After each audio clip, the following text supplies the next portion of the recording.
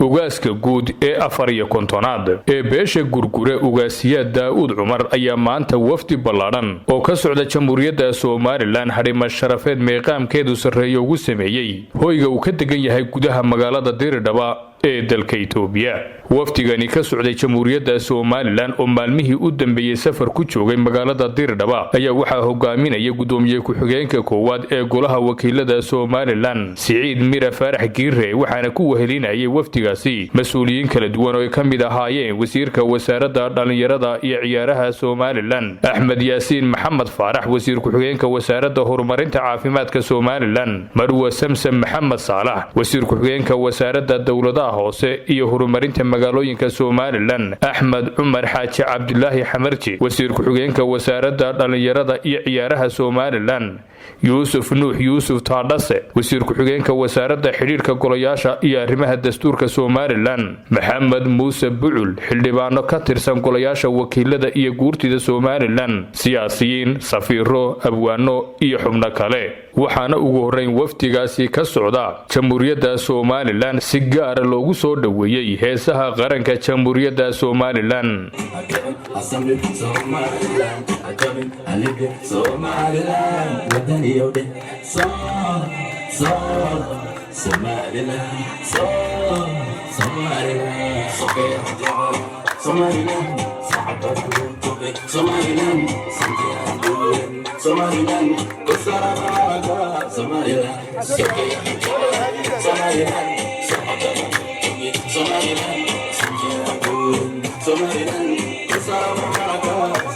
waxaana ugu horay madashaasi hadhima sharafeedka ahayd hadalla soo dhaweyna ka jeediyay mas'uuliyiin ay ka mid ahaayeen afhayeenka baarlamaanka Diridhaba Marwo Fadxiye Aadan Siyaarag iyo gudoomiyaha xisbiga barwaaqo laantiisa Diridhaba Ibraahim Yuusuf Axmed iyo xubno kale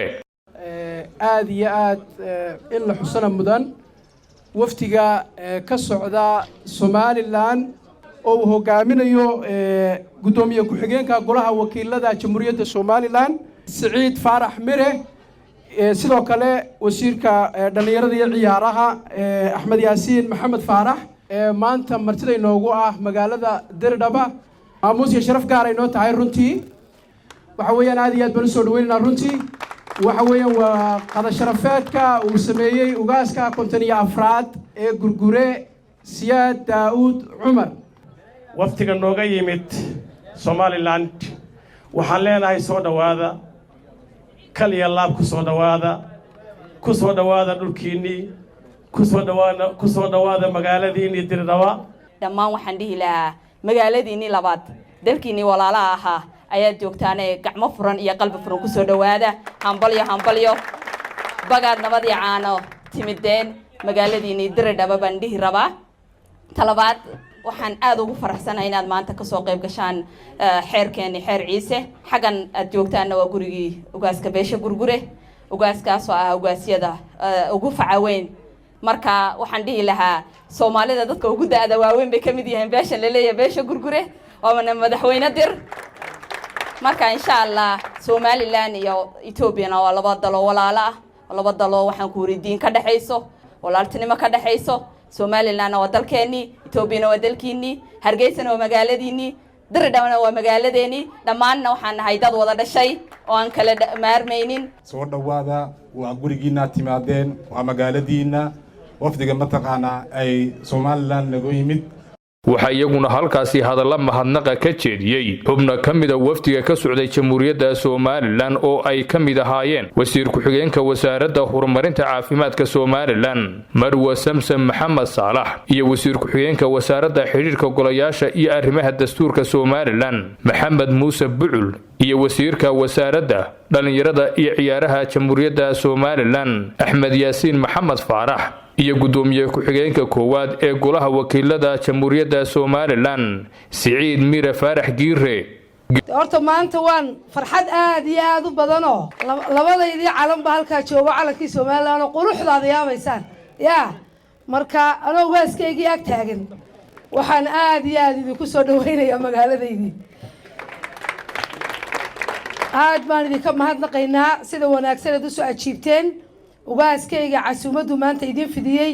aad anigoo magaca ku hadlaya Soomaaliland iyo magaca beesha gurguraba labada dhinac waa idinka soo dhaweynaya marka wax kale oo dhan maaye dee fariintaana waa gaarsiinaysaan madaxweyne Cabdiraxmaan sida looga soo mahadnaqayo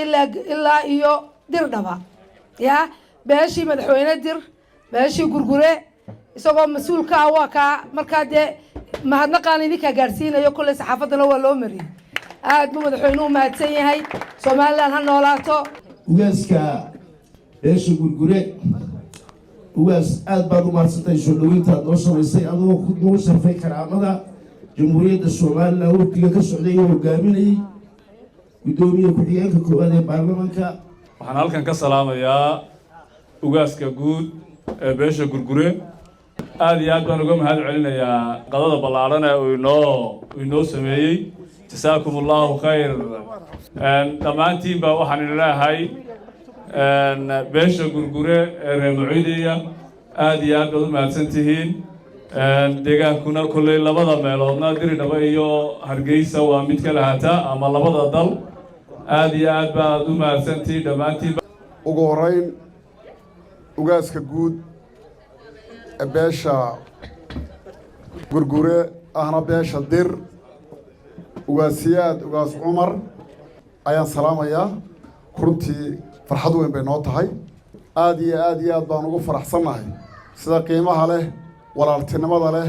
milgaha leh derisnimada leh Soomaalinimada leh islaamnimada leh jaarnimada leh ee noo marti qaadeen hadhama sharfeedkan maanta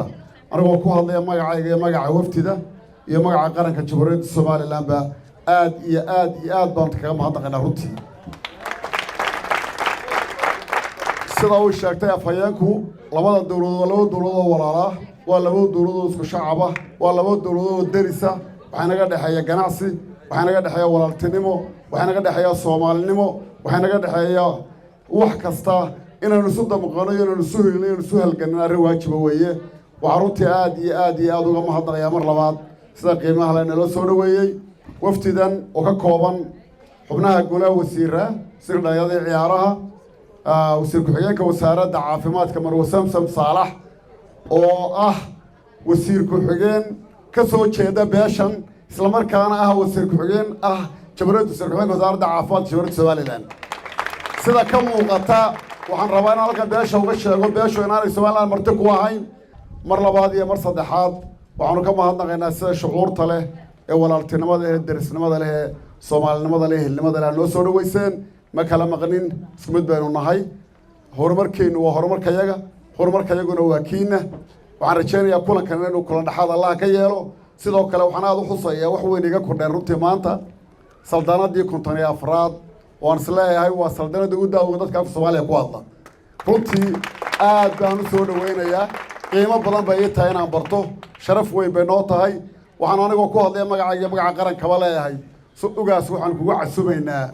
caasimada Jamhuuriyadda Soomaaliland Hargeysa casuumadaas qaran ahaan baan ku soo gudbinaynaa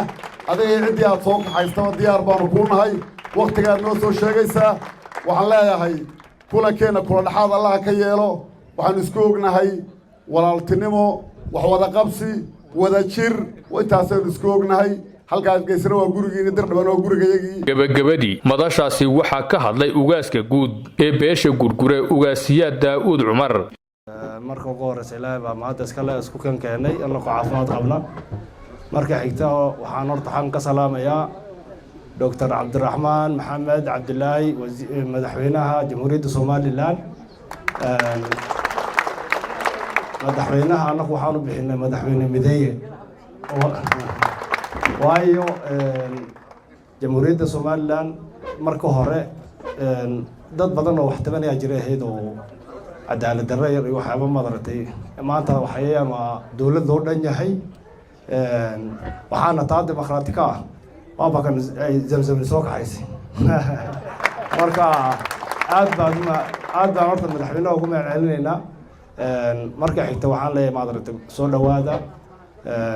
annagu macnaha waxayaan dad quraataan nahay isku mid baan nahay dadka Soomaaliland waa walaalaheen xuduudun baa noo dhaxaysa marka insha Allah soo dhawaadaan leeyahay minankiini waa yidin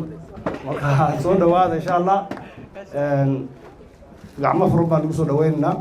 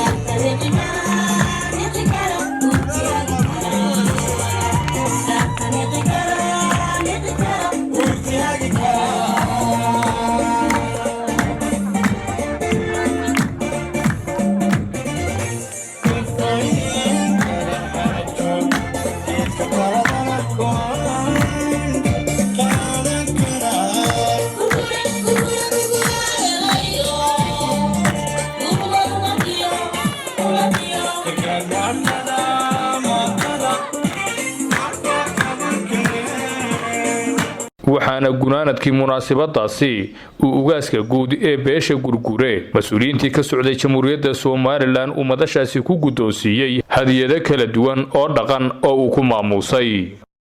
maxamed Jiciir Axmed iyo Cabdinatiib Dayb Cismaan magaalada Dirdhaba.